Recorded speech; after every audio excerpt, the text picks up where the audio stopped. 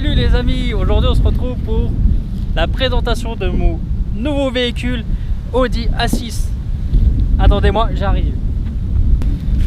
Donc voilà ce nouveau véhicule Audi A6. Comme vous voyez, il n'y a pas le marquage derrière. C'est pas écrit ni A6 ni la version du moteur. Et ça, je suis plutôt content parce que sur cette version de A6, vous avez le meilleur moteur que vous pouvez avoir. Je vais vous le montrer tout de suite. Venez. Voilà le moteur.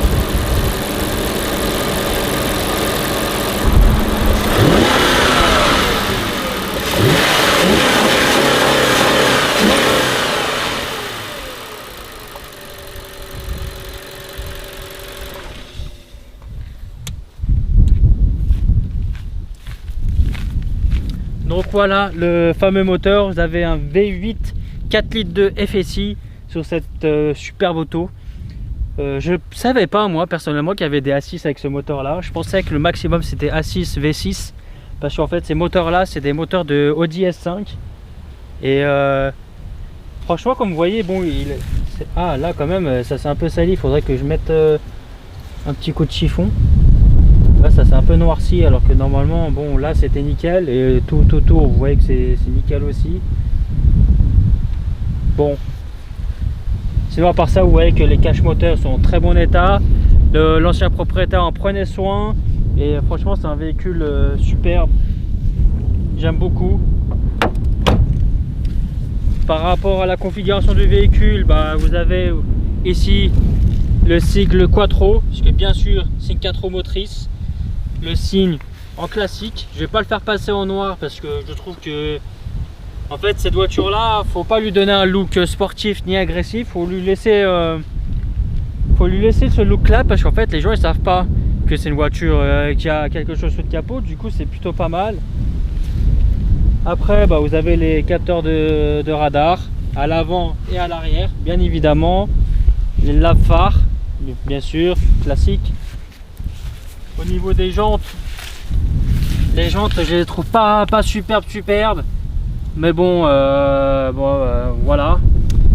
Après je pense que le système de freinage je vais le changer, je vais mettre des disques perforés avec et puis je pense que je vais quand même changer l'étrier et mettre des étriers de RS6 comme ça lui donne quand même un look mieux. Après bah, vous voyez qu'il y a tout le toit ouvrant, vous m'avez vu sortir depuis le toit ouvrant. Il n'y a pas le K-Lace sur cette voiture là malheureusement. La trappe d'essence classique. Et puis l'arrière, c'est l'arrière des phases 1 il me semble. Ça c'est les A6, j'ai pas dit mais c'est une année 2008. Phase 1 du coup, il me semble, hein, je suis pas sûr. Et puis bah sortie d'échappement, bah, il y a deux grosses sorties d'échappement. On va vous faire écouter le bruit que ça fait.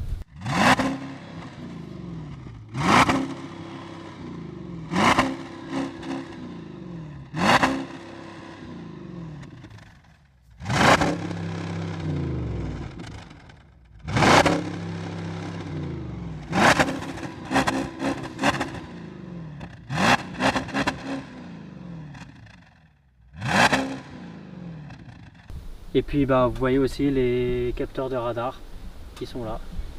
Là ça a été frotté on dirait, non? Bon ça part hein. Ouais bon ça part. La voiture elle est presque aussi longue que la A7, elle fait 4,80 m il me semble de long. Du coup c'est vrai que c'est pas évident à se garer. Puis bah comme pour la A7, les gens ils font pas attention et puis ils tapent. Mais bon c'est comme ça, celle-là vu qu'elle coûte beaucoup moins cher que la A7, ça me fait un peu moins mal au cœur que si on me tapait la A7. La A7 que j'ai vendue à cause de ça bien sûr. Après bah ce que j'aime bien sur ces voitures là c'est l'antenne radio, c'est des trucs assez discrets. Et puis là bah, on voit le chromage, peut-être le faire passer, bah, peut-être déchromer la voiture, mettre des films pour que les vitres soient teintées. Et puis bah là vous voyez qu'il y a la fenêtre là. Du coup en fait avec cette partie de fenêtre, c'est pour ça que ces voitures là sont considérées comme des limousines, juste pour l'information. puis ici il y a 2 boutons. Mais je ne sais pas à quoi elles servent. Est-ce que vous, si vous savez, est-ce que vous pouvez me dire dans les commentaires à quoi ils servent ces 2 boutons? Et puis bah maintenant on va passer à l'intérieur. Donc niveau habitacle, on est sur un peu sur le même format que la A5. Bah en fait c'est le même tableau de bord avec les mêmes commandes ici et ici au niveau du pommeau de vitesse. Le pommeau de vitesse, bah, c'est une automatique. Vous avez le mode sport, mais le mode sport sur ces véhicules là c'est un faux mode sport parce qu'en fait il n'y a rien qui change quand vous mettez le mode sport. Il y a juste en fait les rapports de vitesse se passent un peu tardivement quoi. Et en fait la vitesse elle atteint le rupteur et après ça passe les vitesses. Alors que sur la A7, quand vous mettiez le mode sport, c'était vraiment un vrai mode sport en fait. Vous pouviez changer la rigidité de la direction, etc., etc. Mais là c'est pas le cas et c'est un peu regrettable. Mais bon, j'utilise jamais en fait, je roule que en D. Et vu la puissance du véhicule et du V8, c'est largement suffisant. Ici, vous voyez que c'est bien une Quattro. Elle bénéficie de la technologie Quattro. Là vous avez la boîte à gants. Pour l'ouvrir, ça c'est spécial, il faut juste appuyer là. À l'intérieur vous avez le CD changeur avec pour mettre vos 6 CD. Et à côté bah, vous avez la prise AMI de la Audi. Et en fait moi j'ai installé ça. C'est un récepteur Bluetooth qui est branché à la prise auxiliaire de la prise AMI. Et puis en fait bah, vous pouvez écouter votre musique en Bluetooth. Vous pouvez écouter votre musique en Bluetooth depuis le MMI. Sur ce MMI, vous avez le GPS. Le téléphone est connecté en Bluetooth en fait. Il est connecté directement à la voiture. Mais c'est la voiture, vous pouvez connecter votre téléphone que en mode kit main libre. En fait, vous pouvez juste répondre au téléphone, vous ne pouvez pas mettre de musique. C'est pour ça que j'ai installé l'adaptateur Bluetooth dans le coffre. Ensuite, bah là, vous avez un bouton pour éteindre l'écran, le rallumer. Ici, c'est pour faire le check de tout ce qui est huile, consommable et tout de la voiture, les pneus aussi. Après, je sais que sur ces moteurs-là, ils font pas vraiment leurs chevaux indiqués. Par exemple, je sais que sur les S5 qui ont le même moteur, le même bloc moteur, les S5 c'est annoncé à 350 chevaux, mais elles sortent 320 à peu près sur le banc. Du coup, celle-là, je sais pas si c'est le cas, mais ça doit l'être forcément. Ah bah tiens, c'est en train de faire le check.